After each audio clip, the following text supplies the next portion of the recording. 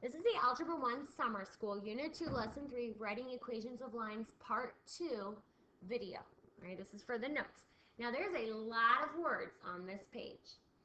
I'm not going to read through every single one of them, but what this gives you is a quick snapshot and steps of what we're going to do in this lesson. We're going to be writing the equations of lines given 2 points. In the last lesson, we wrote the equations of line, given you the y-intercept, and then all you had to do was calculate the slope. This time it's going to be a little bit more work because we're not going to give you the y-intercept this time.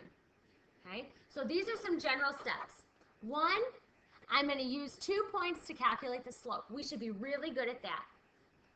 From those 2 points, we're going to pick our favorite, and we're going to use that to help us find the value of b, which is the y-intercept. I will show you how to do that. Then we're going to write our final equation, graph it, and check our work. Okay, so let's see. This is a template that I've used in the past to help students figure out where all the x's and y's go in order to solve this equation. I'm going to do the first example with the template. If you really like the template, go on back to Canvas and download it, print one off for yourself so you can keep using it on all the other practice problems. If you don't like the template, no worries. The next few examples I'll do without the template and show you how to do it that way as well. Okay? So it says, let's find the equation of the line that goes through the points 1, -2, and 5, 6. The first thing that we do in this template is we fill in these ordered pairs into the points. 1, -2, and 5, 6. Now they already labeled those points x1, y1, and x2, y2 for you. All you have to do in this template, once you put those numbers in, is to follow the lines. Okay? So we know that y2 comes first, that comes down here, and that's 6. y1 comes second, that's -2. All right, I followed this line over.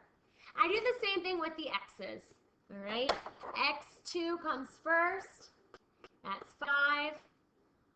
x2 comes second, or x1 minus 1. Okay. Now I subtract. 6 minus -2 is 8 over 4, which we know equals 2. 2 is my slope. That goes in this box right here that says m equals 2. Okay, that's important. Once I found my slope right here, I'm going to put it into this box. I'll fill in the middle to make it look good. Now that I know the slope, I need to find the y-intercept in order to write the equation of the line. Unfortunately, neither of these points that they gave us are the y-intercept. All right? So it's not the y-intercept, which is sad because it's a little bit more work. So I need to do some work. I'm going to pick my favorite point. The point that I like better up there is 5, 6. You can choose 1, -2. You'll get the same answer. I'm just going to use 5, 6. So what I need is all these boxes correlate with parts of the formula. M, X, B, and a Y. Okay? Well, we know the slope is 2. That M is this slope right here. All right? There's a line connecting them. So I'm going to fill 2 into that first box. Now, instead of the variable x this time, I need to fill it in with the x from the point that I chose, which is 5. So I'll have 2 times 5 plus b, because that's what I'm searching for is the b, and then this 6, which is a y value here. I go ahead and multiply 2 times 5, which is 10. So now I have 10 plus b equals 6.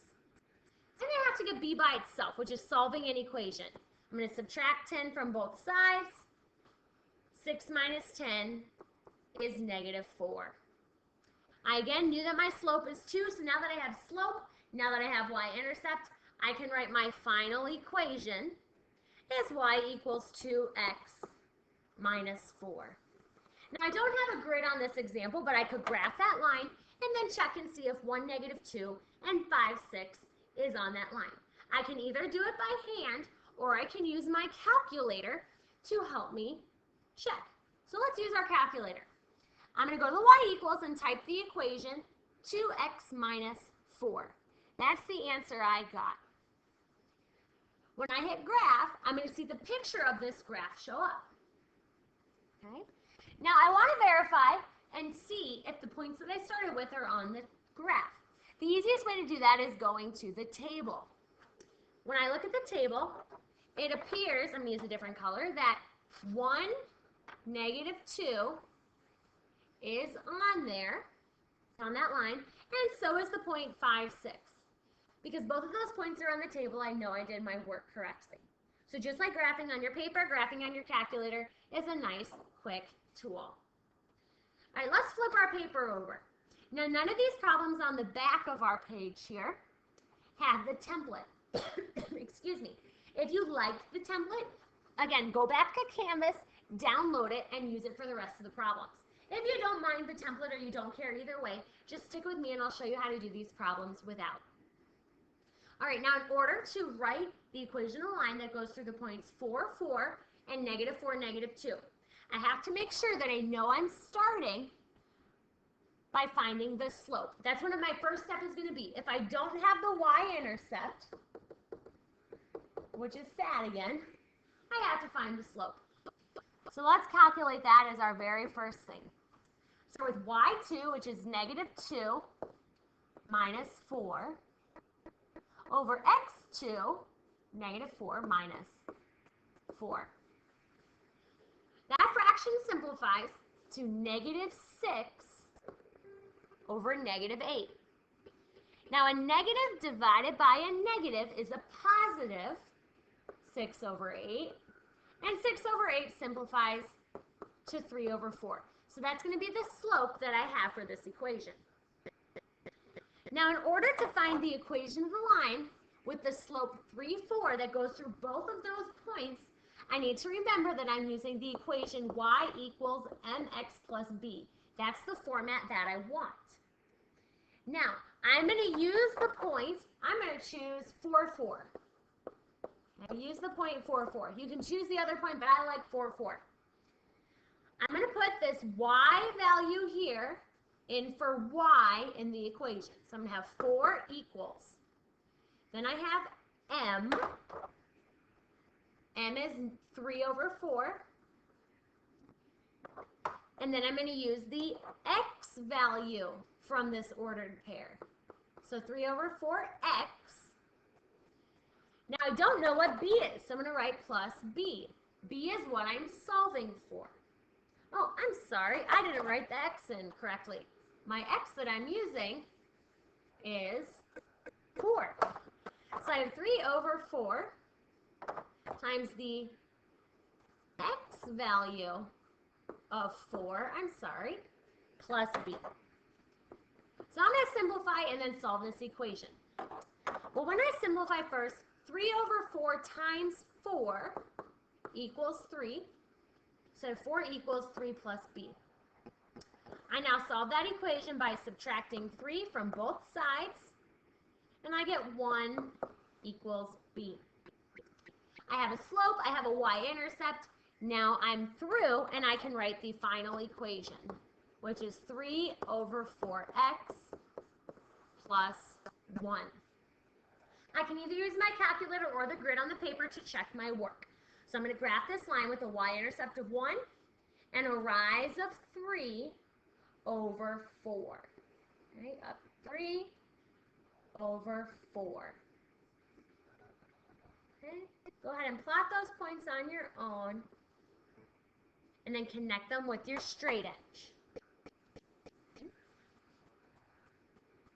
Once I connect them, I can check my work by seeing if 4, 4 is on my paper and -4, -2. They both appear to be, so it seems like I did all of that work correctly. None of these problems are super terribly hard, but we have to be really careful. It's really easy to make arithmetic mistakes here when I'm doing all of this solving and substituting. Now it says, write the equation of the line that goes through the points 0, 5, and 1, 8. So I'm going to start by finding the slope. M equals, all right, y2 is 8 minus 5 over 1 minus 0. 8 minus 5 is 3 over 1, which simplifies to give me a slope of 3. That's a good thing to know right now, because I need to find the equation of the line in y equals mx plus b form. Now I'm going to tell you something. If I look at this special point right here, 0, 5, that point is actually the y-intercept. So I gave you the y-intercept this time. So if I wanted to, if I realized that, I could skip right to the answer, writing the equation of 3x plus 5. Now, there's a chance that you might not have noticed that, and that's okay. So let's go ahead and do the process one more time to have you see it in case you were to miss. All right, so I'm going to use the point 0, 5 since I already circled it. In for y goes the y value here of 5. So I have 5 equals, m is 3, so that goes in for m. X is the 0 here, so I have 3 times 0, and then plus b. Okay. I now simplify and solve. Well, I know that 3 times 0 is 0 plus b, which really just tells me that 5 equals b. So right away, I know I did my work, right? Because that's the correct y-intercept that I said from without doing this work I would have. To verify, just to be sure, I'm going to plot this equation. I'm going to start with a y-intercept of 5 and go up 3 over 1. So plot those points and then connect them with your straight edge to check and see if the points you graphed are on the line. So 0, 5 is on the line, and so appears to be 1, 8. So I know I did my work correctly. Now what we've been doing is finding the equation of the line given 2 points, just 2 ordered pairs that we chose for you. A lot of times what you're going to have to do is you're going to have to use a table. Now a table actually gives me lots of points. All of these x, y's in the table represent ordered pairs. -2, -3, -1, -1, 0, 1, 1, 3, and 2, 5. A table just gives you ordered pairs written in a table format. So here's what we're going to do to find the equation of the line from a table. First, we need to decide, does the table give the y-intercept to you? A lot of times the tables will. If I'm looking for that y-intercept, I'm looking for if they give me x equals 0, a point with x equals 0. It seems like they do. It seems like they give me the point 0, 1 in that table. So that's my y-intercept. I'm going to use that point 0, 1 to help me calculate the slope. So you can pick any other point in the table that you like. I'm going to choose the point 1, 3. But any other point in this table, you would end up getting the same exact answer. So let's use these points to find the slope. All right, I start with y2, which is 3 minus 1 over 1 minus 0. 3 minus 1 is 2 over 1, which gives me a slope of 2. I could write that up on the line there. I know the slope, and we said I gave you the y-intercept of 1. So now I'm pretty much done. I can write the equation y equals 2x plus 1. Okay? Now, like I said, a lot of the times tables are going to give you y-intercepts. But on the off chance that it doesn't give me the y-intercept, I might have to do a little bit of work like the other examples on this page. All right, this is probably the trickiest thing we've done in this course so far. So I highly recommend going to Canvas, printing out the practice, and trying a few of these problems on your own.